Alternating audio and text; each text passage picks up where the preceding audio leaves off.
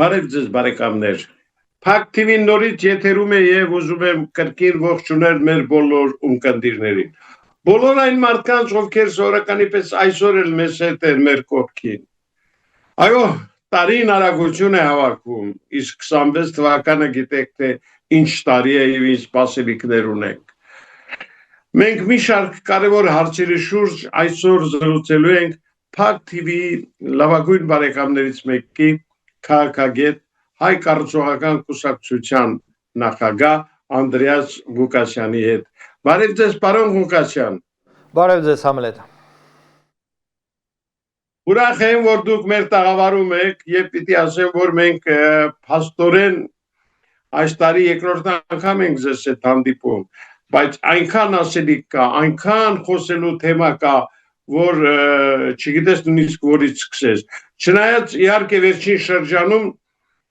շատ այսպես ինքնատիպ քարոզարշավ է սկսել երկրի վարչապետը իր վարչաբենդով Քոչարյանը այդ ամենին տվեց հերթական կապիկություն անունը, դուք ինչ կարող եք ավելացնել։ Հասկանալի է, որ քաղաքական գաղափարները, որ հերարցակում է Նիկոլ Փաշինյանը, չեն կարող դառնալ հանրությունը մոբիլիզացնող հենարան։ Այդ գաղափարների շուրջ մեր հասարակությունը չի կարող մոբիլիզացվել եւ հավանաբար Փաշինյանի ներողություն քաղ տեխնոլոգները իրեն խորհուրդ են տալիս խուսափել քաղաքական հարցերով, ծրագրային հարցերով հանդես գալուց այս փուլում, այլ հանդես գալ այսպես պարզ հասարակ կոմունիկացիայի միջոցով փորձել ստեղծել հնարավոր ապագա ընտրողների հետ այդ անմիջական կապը մոտիկություն ձևավորել, այսպես հասանելիություն ձևավորել, դա շատ տարածված մեթոդ է, տեխնոլոգիա է, որը որ այսպես Փաշինյանի գյուտը չի, այլ օգտագործվում է եւ որպես կանոն սա լինում է օժանդակ գործիք, բայց ոչ հիմնական, որովհետև ընտրությունները քաղաքական գործընթաց են, ընտրողներին մոբիլիզացնելու համար քաղաքական գործիչը, քաղաքական առաջնորդը պետք է քաղաքական գաղափար առաջ քաշի, առաջնահերթ։ Եվ այսօր այո, բոլոր հարցումները ցույց են տալիս, որ քաղաքացիական պայմանագիրը չի կարող առաջի փուլով հաղթել։ Այսինքն 51% հավաքել առաջի փուլում ընտրությունների, այսօր ոչ մի մասնակից ուժին հասանելի արդյունք չի ըստ կանխատեսումները սոցիալական հարցումների վրա հենված դա են ցույց տալի։ Եվ ահա տեսնում ենք, որ փորձեր են արվում, այսպես ասած, այլ եղանակներով մոտիկություն պահպանել կամ հաստատել։ Հիմնականում պարզ է, որ դա ուղղված էր այդ միջոցառումը երիտասարդությանը։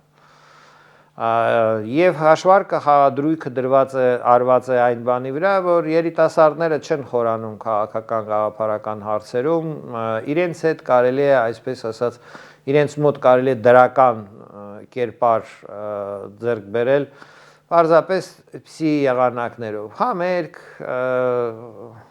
եւ այլն, դա, այսպես ասեմ, պարզագույն միտք է եւ ուղղված է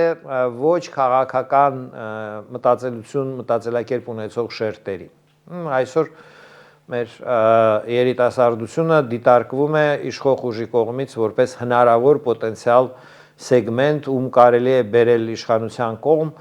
առանց որևէ քաղաքական գաղափարների, պարզապես այսպես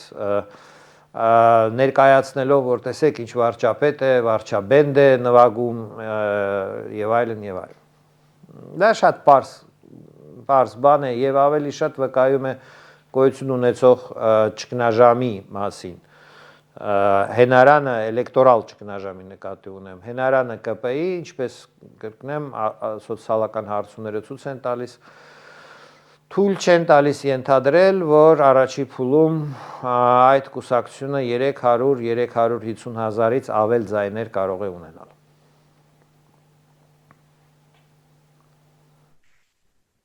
Պարոն Ղուկասյան, մի հարց կա, որի մասին անպայման ուզում եմ խոսենք, մինչ մյուս հարցերին անցնելը։ Խոսքս Երևանի Զվարթնոց օդանավակայանի հետագա շահագործմանն է վերաբերվում, ինչպես գիտեք, պայմանագիրը Էրնեկյանի ընկերության հետ երկարաձգվեց, չնայած որ վերլուծաբաններից, քաղաքագետներից շատերն ասում են, որ այդ ամենի թիկունքում կանգնած է Քոչարյանը։ Այս մասին ինչ կարող եք ասել, ինչ նոր բան կա։ Համլետ լրությամբ է ուղղորդվում այդ գործարքը, թեպետ դա շատ խոշոր, Հայաստանի համար շատ խոշոր գործարք է եղել։ Ընդդիմությունը այդ հարցով որևէ առարկություն չի ներկայացնում, քաղաքացիական հանրությունը նույնպես լռում է, բայց դուք ճիշտ նկատեցիք, կոնցեսիայի առաջի պայմանագիրը կնքվել էր 2002 թվականին Քոչարյանի նախագահության ժամանակ, երբ ինքը եւ գործադիր իշխանության նախագահ գործադիր իշխանության ղեկավար էր, եւ ըստ էության դա Հայաստանի համար այդքան էլ շահավետ գործարք չէր, որովհետեւ ըստ էության 30 տարով անվճար օդանավակայանը բավականին մեծ կոմպլեքս իրենից ներկայացնող հանձնվեց կառավարման 30 միլիոն դոլար ներդրում անելու պարտավորության դիմաց։ Այդ տարիներին 98 թվականին ես Հայ Ներարդ բանկի հանձնարարությամբ աուդիտ էի արել օդանավակայանում եւ կարող եմ պնդել, որ 98 թվականի դրությամբ օդանավակայանը տարեկան ապահովում էր 10 միլիոն մաքուր շահույթ արկումից հետո։ Այսինքն 30 միլիոն դոլարի ներդրում ներգրավելու համար պետությունը զիջեց առնվազն 330 տարվա մեջ, 300 միլիոն դոլար շահույթ ստանալու հնարավորություն։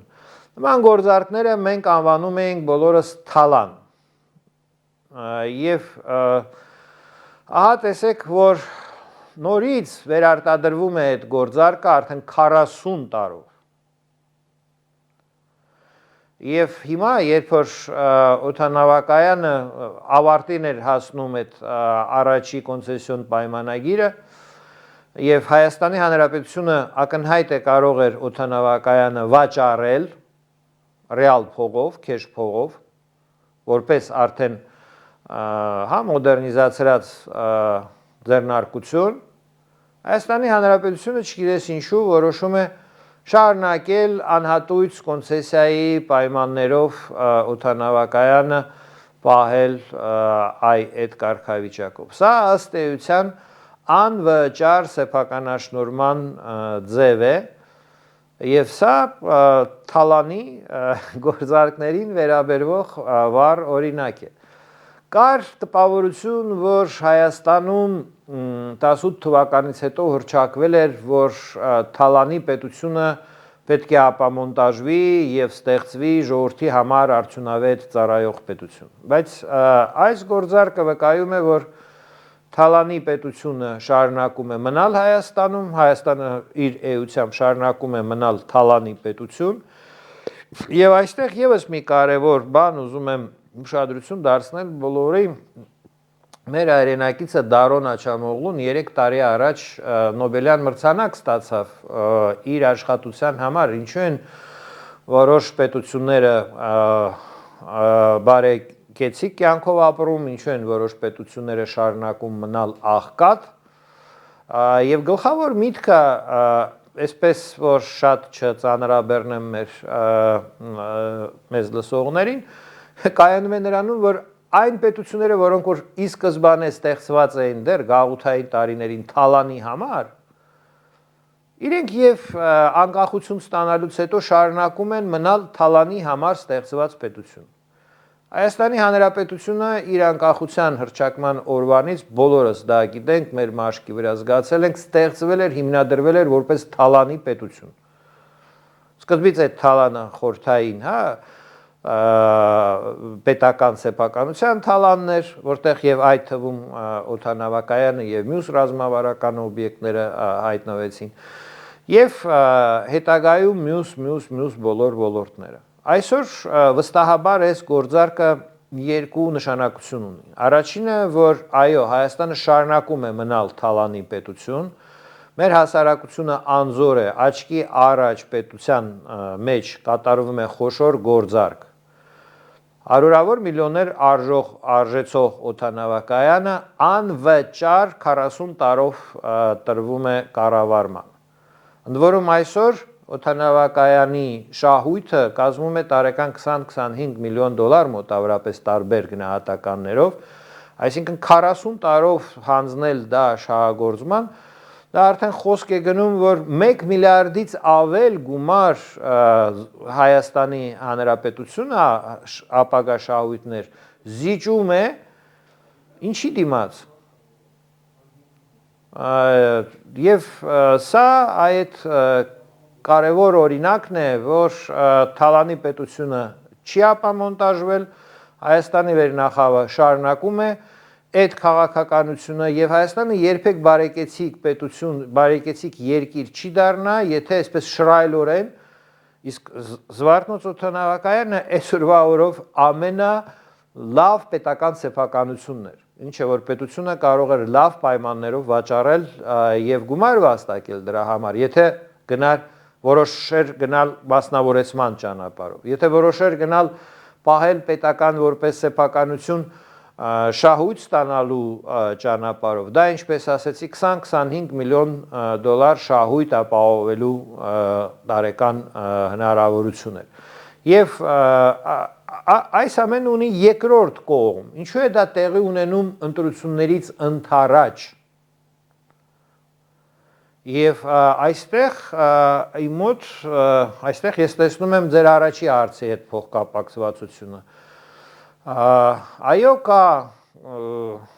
հիմնավոր, այսպես ասենք, կասկած, որ Զվարթնոց օդանավակայանի իրական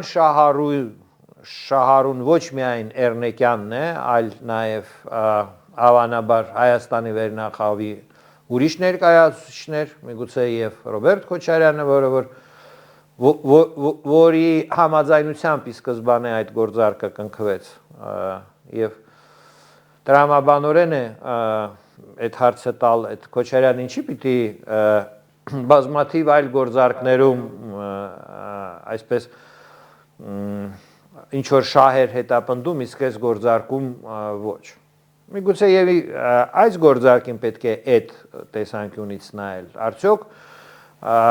Էռնեկյանը միակ հայտնի, իրական շահառուն է Զվարթնոց օդանավակայանի։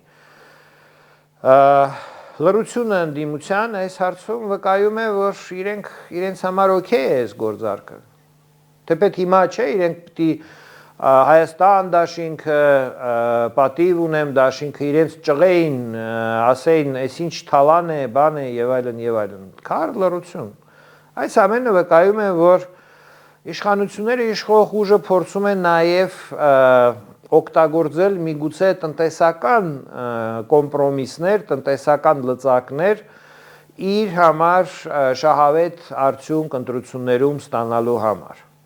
Այլ կերպ ասած, այդ գործարքը ինձ մոտ մտավախություն ստեղծեց, որ ընտրության խաղը արդեն ծախված է։ Ամենայն դեպս Հայաստան դաշինքի Քոչարյանի, այսպես ասած, մասով։ Եվ ես կարծում եմ, որ դա շատ էական իրադարձություն է, բոլորս պիտի դրան ուշադիր լինենք, որովհետև հետագայում ինքը կարող է լինել բացադրություն, թե ոնց եղավ, որ ասենց եղավ։ Եթե մենք տեսնենք հերթական ընտրություններ, որտեղ որ իշխանությունը առաջի փուլով հաղթում է, այսպիսին նախնական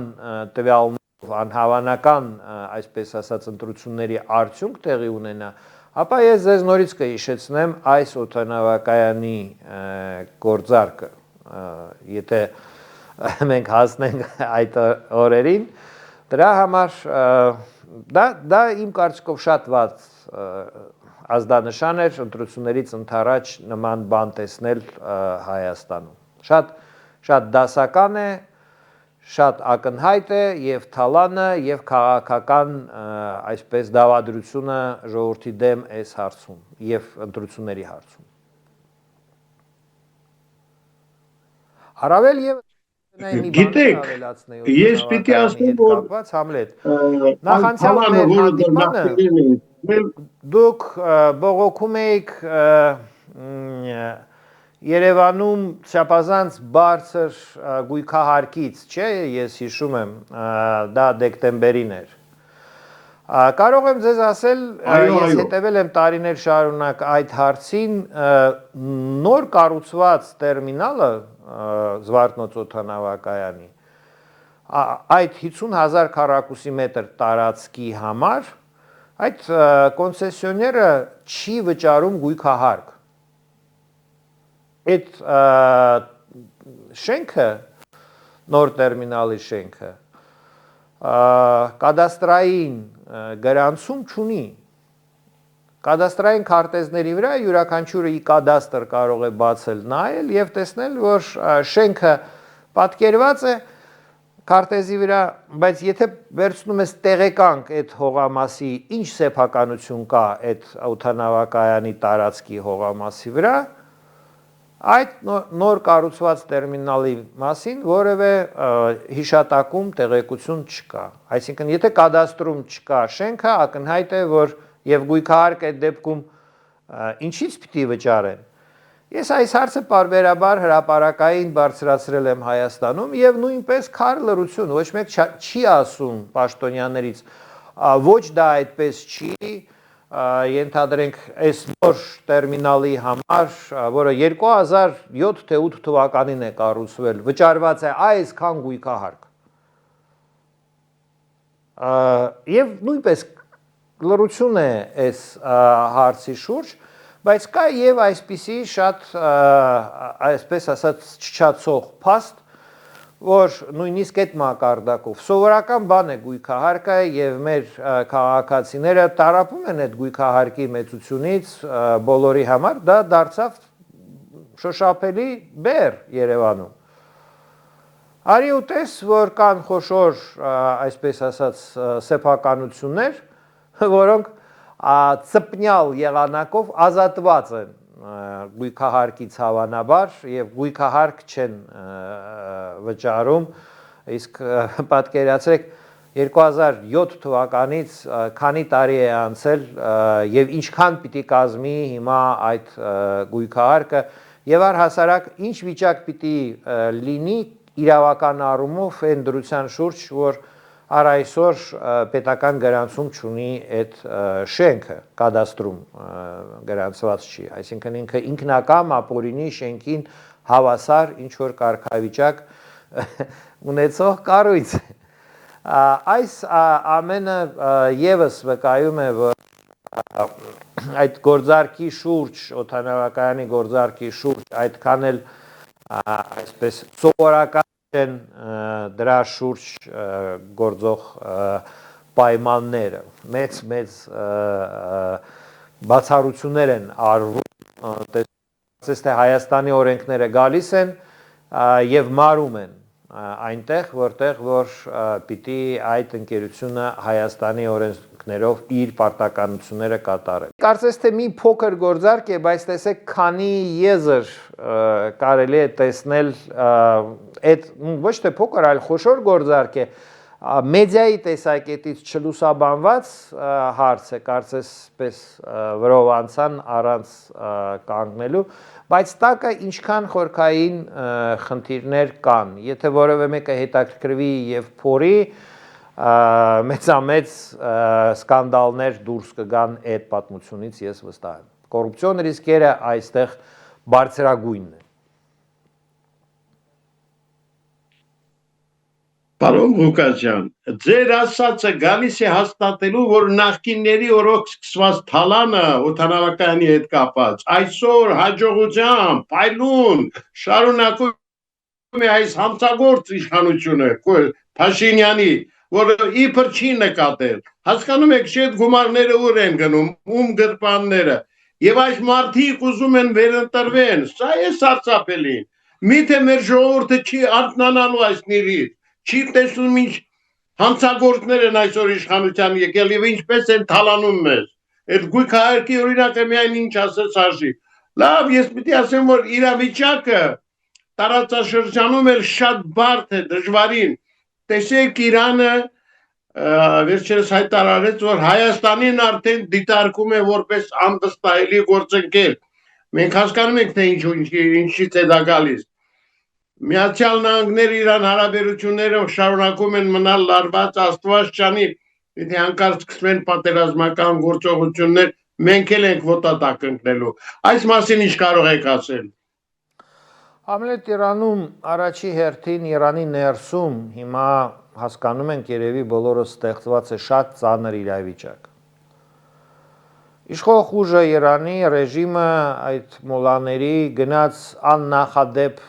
ճնշումների եւ հունվար ամսվա առաջի օրերին հունվարի 12-ին ցույցերը ծրելու ժամանակ իսկ մեծ մասամբ ցույցերը Իրանում զանգվածային ցույցերը եղել են խաղաղ, զոհվել են հազարավոր մարդիկ, 3600 միայն պաշտոնական ճանաչված, պետության օֆիցիալ ճանաչված զոհերի թիվն է, ոչ պետական նախաձեռնությունները քաղաքացիական, հասարակական հաշվարկ են անում, որ կա արդեն 6000-ից ավել հաստատված զոհված մարդիկ։ Եվ կան կանխատեսումներ, որ այդ թիվը կարող է աճել, դառնալ 25-30 հազար, այսպիսի թվերի մասին են խոսում իրավապաշտպանները գնահատելով Իրանում տեղի ունեցած ցույցերի ճնշման աննախադեպ այդ գործողությունները, ռեպրեսիաները։ Տասնյակ հազարավոր մարդիկ վիրավորվել են, վնասվածքներ են ստացել Իրանում եւ 100 հազարավոր մարդիկ վախի մեջ են հիմա գտնվում, որ եթե ռեժիմը պահպանվի, իրենք հետագայում ռեպրեսիաների կենթարկվեն։ Այս պահի դրությամբ միջազգային միջամտությամբ հաջողվեց կասեցնել մահապատիժները, որը որ Իրանի ռեժիմը ուզում էր իրականացնել այս օրերին անմիջապես ցույցերը ծրելուց հետո։ Բայց այս վիճակը արկախված երկար չի կարող մնալ։ Սիրիայում ավելի քիչ զոհեր եղան ցույցերը ծրելու ժամանակ եւ դա առիթ դարձավ քաղաքացիական պատերազմի, որը 10 տարուց ավել այդ երկիրը, այսպես ասած, մխրճեց խորը ճգնաժամի մեջ։ Իրանում մոտավորապես Իրանը ճոճվում է այսօր քաղաքացիական պատերազմի եզրին։ Իր երկրի ներսում հակասությունը հասել է բարձրագույնի։ Կարելի է ասել, որ Իրանի ժողովուրդը չի ուզում տեսնել իրենց պետության անվանման մեջ իսլամական բառը։ Պարզապես ուզում են ունենալ Իրանի հանրապետություն, աշխարհիկ պետություն, առանց այդ բազմաթիվ սահմանափակումների եւ կապանքների, որ ստեղծում է այս այաթոլլահի հաստատված այդ կրոնական ռեժիմը։ Սա շատ բարդ իրավիճակ է, զարմանալի չի, որ Հայաստանի իշխանությունները չեն կարող մանևրել, դա այն մակարդակը չի տիրապետում, դա ակնհայտ է, որ Հայաստանի կառավարությունը այդ միջազգային այդ տեսակ, բարդ process-ներում ոնց պահել եւ ինչ դիրքորոշում ունենալ, ինչ քաղաքականություն ունենալ այդ որակը բացարձակապես չունի եւ իհարկե հիմա այդ դրությունը Իրանի հետ կապված ԱՄՆ-ն ճնշում է գործադրում Իրանի իշխանությունների վրա, որ այաթոլլահն իր համախոհները հանձնեն իշխանությունը։ Առաջ է բերվել նախկին շախի, որդու կերպարը, որպես անցումային կառավարության ղեկավար, եւ ԱՄՆ-ն եվրոպական պետությունները պնդում են, որ Իրանում իշխանությունը հանձնվի այդ անցումային կառավարությանը, այդ շախի տղան դիտարկվում է Իրանի ներսում որպես լեգիտիմ գործիչ անցումային փուլի համար, ինչեւ որ կձևավորվի ընտրություններով արդեն օրինական իշխանություն։ Այսպիսի վիճակում իհարկե Հայաստանը մենք պիտի փաստենք, որ այսօր գործիքներ ինչպես ճիշտ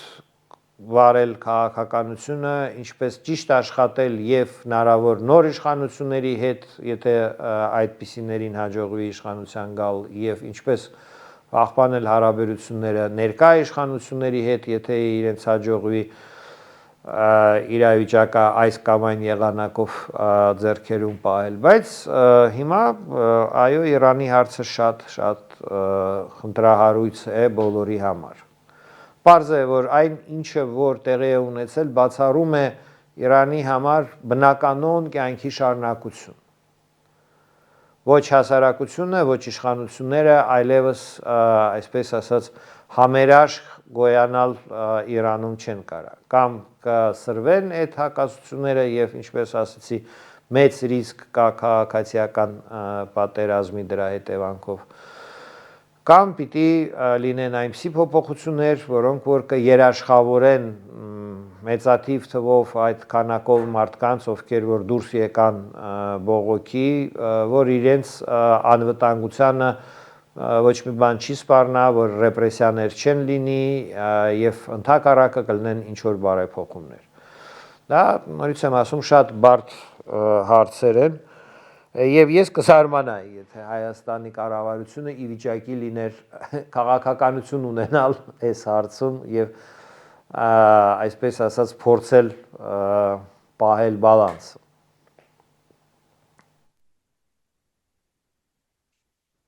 Պարոն Ղուկասյան, դե ընդհանրապես ոչ միայն տարածաշրջանում, աշխարհում իրավիճակը շատ բարդ ու լարված է։ Տեսեք, վաղը Էմիրատներում պիտի նորից հանդիպեն Միացյալ Նահանգների, Ռուսաստանի եւ Ուկրաինայի ներկայացուցիչները։ Այսպես եթե շարունակվի համաշխարհային նոր պատերազմը նորից ինչպես ասում են սարերի ետևում չէ եւ ինչ է կարծում կհաջողվի ի վերջո դադարեցնել այդ պատերազմը Ռուսաստանի եւ Ուկրաինայի միջեւ ի վերջո այս անիմաստ սպանությունների վերջը կտրվի։ Այո, ճիշտ եք, Աբու Դաբիում մոտակա հանդիպումը մեծ նշանակություն ունի Ռուսաստանի համար առաջնահերթ։ Ռուսաստանի համար պատերազմը մտել է փակուղի։ Մեծ են կորուստները, դեգրադացվել է բանակը, իր ռազմական տեխնիկան կորուստների հետևանքով հիմա պահոցներից հանել են 80-ական, 70-ական թվականների զենքեր դրանով են փորձում համալրել կորուստները։ Այդ ամենը բերեց եւ ռուսական ռազմական վերնախավը կանգնացրեց այն փաստի առաջ, որ հարկավոր է դուրս գալ պատերազմից։ Եվ Պուտինի ցանկությունն է դուրս գալ պատերազմից հաղթական ինչ որ արդյունքով, պայմանավորված է նրանով, որ կա վաղ, եթե չգրանցվի հաղթական արդյունք, ռեժիմը կարող է տապալվել, մարդիկ կարող են այդ հարցերը տալ, ինչի համար այսպիսի մեծաթիվ թվով զոհեր, վնասներ, կորուստներ, հանուն ինչի, հաշիվ ներկայացնեն կառավարությանը, ռեժիմին եւ այն մոդելը ավտորիտար, որը Ռուսաստանում գոյություն ունի, ենթադրում է, որ ղեկավարը Պուտինը անսխալ է, ինքը չի կարող սխալ լինել։ Ուստի եւ սխալվելու դեպքում մեծ վտանգ կա, որ Ռուսաստանում, այսպես ասած, դա կարող է բերել ռեժիմի համար լուրջ խնդիրների։ Այսպիսով Պուտինի պայքարը դա ամրագրել այնպիսի արդյունք, որը որ հնարավոր է ներկայացնել Ռուսաստանում որպես հաղթանակ Իսկ հույսը դա խաղադրույքը դա Տրամպն է, Տրամպի միջնորդությունն է, որ իր միջոցով, Տրամպի միջոցով, այսինքն ԱՄՆ-ի հետ գործարքների միջոցով, զիջելով ԱՄՆ-ին այն հարցերում, որտեղ որ ԱՄՆ-ն է հետաքրքրված, Ռուսաստանը կարող է, այսպես ասած, պահպանել ավտորիտար ռեժիմը, այս պատերազմից դուրս գալ ինչ որ քիչ թե շատ այսպես հաղթական տեսքով, կերպարով եւ մյուսը։ Իսկ ինչ կլինի, եթե 5-ին չհաջողվի այդ հրադադարի մասին ընդհանուր հայտարարի գալ։ Այստեղ իհարկե արդեն կբացվի նոր փուլ, որտեղ որ ռուսական ռազմական վերնախավը կանգնելու է այն փաստի առաջ, որ կամ պետք է փոխել ռեժիմը, կամ պետք է հրաժարվել Պուտինից, կամ պետք է շարունակել գնալ մահաբեր այդ հրամանները կատարելուն եւ այդ Դոնբասի 3 խոշոր քաղաքները գրավելու համար մոբիլիզացիա անցկացնել Ռուսաստանի Դաշնությունում, որովհետեւ կամավորականների քանակը բավարար չէ նման խնդիր, նման ռազմական խնդիր լուծելու համար։ Եվ սա այսպես կետ է, ընտրության կետ է, որ ճանապարհով կգնա Ռուսաստանի ռազմական վերնախավը։ Եթե Վլադիմիր Պուտինին չհաջողվի հասնել հրադադարի մոտակա օրերին։ Ես կարծում եմ, որ իրականում ԱՄՆ-ն հետաքրքրված է, որ հրադադար չհաստատվի, որ Ռուսաստանը շարունակի սպառել իր ռեսուրսները այս, ինչպես դուք ասեցիք, անիմաստ պատերազմում եւ հետագայում դառնա ավելի թույլ, ավելի, այսպես ասած, բանակցելու համար հարմար, ավելի շատ զիջումներ Ռուսաստանից ստանալու հնարավորություն կունենա ԱՄՆ-ն։ Ուզում եմ ասեմ, որ այդ Տրամպի ներկայանալը, որ ինքը մտահոգ է զոհված մարդկանց կյանքերի համար, ամենօրյա այդ մեծ թվով զոհերի, ես այդքան էլ իմ վրա արդեն չեն ազդում, նայելով գործերին, ինձ թվում է, որ ԱՄՆ-ի համար միևնույն է։ Կլինի հրադադարը հիմա թե ոչ, որովհետև երկու սցենարի համար ԱՄՆ-ն ունի իր համար շահավետ, այսպես ասած, սցենարներ գործելու։ Իսկ Ռուսաստանի համար իհարկե դրամատիկ պահ է, որովհետև կարելի է ասել պուտինյան ռեժիմի լինել չլինելու հարցը արդեն գալիս է օրակարգ։ Եթե Պուտինին չհաջողվի հրադադար այն պայմաններով, որը ինքը հռչակեց, հա, որ Դոնբասը ամբողջությամբ անցնի ռուսական հսկողության տակ, կամ առնվազն ուկրաինական զորքերը դուրս գան Դոնբասից, եթե այդ պայմաններով հրադադար հաստատել հնարավոր չեղավ, ապա իհարկե Ռուսաստանում կսկսի ձևավորվել ներքին լուրջ ճգնաժամ։ Բոլորը հասկանում են, որ այդ Դոնբասի փոքր հատվածը, բայց քաղաքներով հագեցած գրավելու համար եւ ժամանակ է պետք լինելու եւ հազարավոր կյանքեր զոհաբերելու, դա չափազանց ծանր բեռ է Ռուսաստանի Դաշնության համար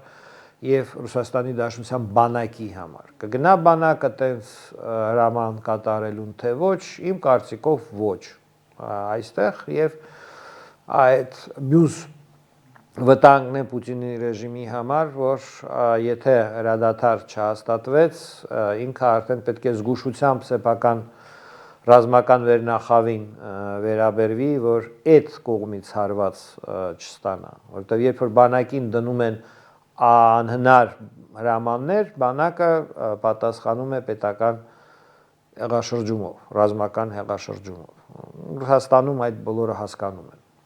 Պարոն Ղուկասյան,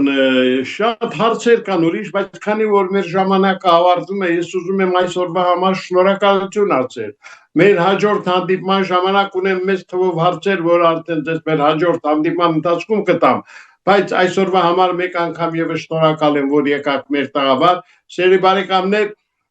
մենք հերթական անգամ Երևանյան տաղավարում հյուրընկալել էինք հայ կառուցողական կուսակցության նախագահ Անդրեաս Ղուկասյանին, առաջիկայում անպայման սպասեք, որտեղ շատ հետաքրքիր հարցեր կան, եւ ես կարծում եմ պարոն Ղուկասյանը հաճույքով կպատասխանի նաեւ այդ հարցերին։